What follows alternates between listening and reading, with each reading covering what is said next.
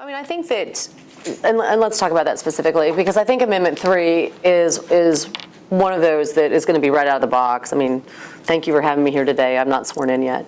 But I think on Monday, that will be one of the first things we have to address. And I look at this as whether or not the state moves forward in saying that this is, you know, they're going to throw it away. I really believe that the voters sent a message to say that there's a problem out there and we want you to solve it. And the problem that we want solved is how do we create more opportunities for workforce development, especially for folks who are underemployed or unemployed.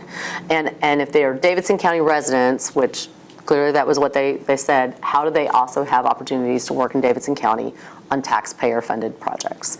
So that's the problem that needs to get solved.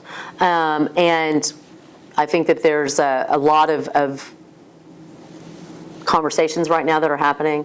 And one of the first things that I will do in part of my 30 days is to bring together the team that I talked about, which is the laborers, the developers, and to say, how do we make this work in a way that doesn't shut down building?